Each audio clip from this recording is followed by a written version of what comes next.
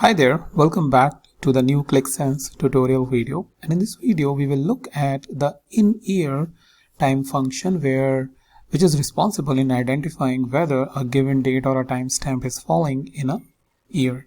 So this timestamp is basically the timestamp you want to evaluate. Base date will contain the year information from let's say a date. Based on that year you will check whether the date is falling in this or not. Period number indicates that you want to check in the current year or the previous year or the next year or next to next year based on the number you will specify. So 0 indicate over here that current year, 1 indicate next year, -1 indicate previous year, and so on and so forth for rest of the next to next years or last to last years. And finally, first month of the year will indicate or will help you in those situations where you have the financial year. So for example, if your financial year is starting from March, then in that case you will specify 3 over here, and by default it will take 1, and as you can see it's an optional since it is in the brackets. Okay, so let's do this. So these are the invoice dates that we have on which we have received invoice, and what I'll do is I will create the function year check, and I will load star comma. It will load all the values from the previous table, this table, invoice ID and invoice date, and I will say in year, and in year is first of all timestamp is nothing but the invoice date, so inv date comma, you have to specify the year. So let's say we specify whatever date that we have in mind, I mean as a base date, so 31st of Jan 2012, because what it will do is it will check the 2012 part for the checking of the whether the date, invoice date, what are those invoice date which is falling in the 2012 as year date check. So we have given the function this column name year check date so that we can easily reference it in the front end. And resident, let's reference this table because from this table we are taking these two columns, invoice ID and invoice date. Resident temp table.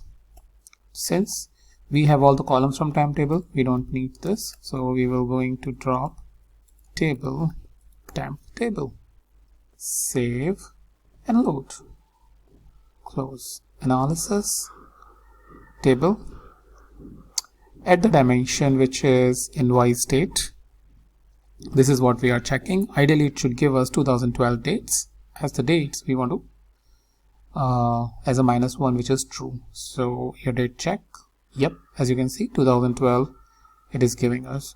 So now let's say we want to shift to the next year, we will say 1, and now 2013 dates will be returned as the true dates. So over here all these 2013 dates have been returned true because we have shifted the period to the next one, which is the next year.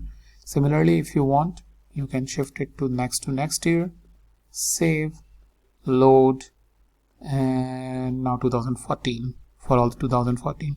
So this way you can really do the wonders in terms of data loading, or a particular year that for which you want to load the data, or some analysis which involved this type of manipulation where we want to pick only those records which are falling in a particular year and things like that. So that's about the in-year function, and this in-year function I believe is also available in the front end if I am not wrong. I'll just quickly check. So in year, yes, it is available and you can specify the dates. So I am not adding it right now. I am giving you as an exercise that apply that on the front end based on the definition which is already here, and experiment with it to better understand. So initially, yes, it will be a little difficult. Also with the first month of the year where you can define the fiscal year. For example, if my fiscal year is starting from March, then I can say 3, and so save, load. Let's see if this changes anything. So yeah, So you can see that these dates are now considered because it's part of the fiscal year, but not this one. So there is a lot of catch with this function, and I really recommend that you experiment with it, because once you experiment with it, everything will make sense after a few iterations. So that's about it in this video, and I'll meet you in the new video with the new topic.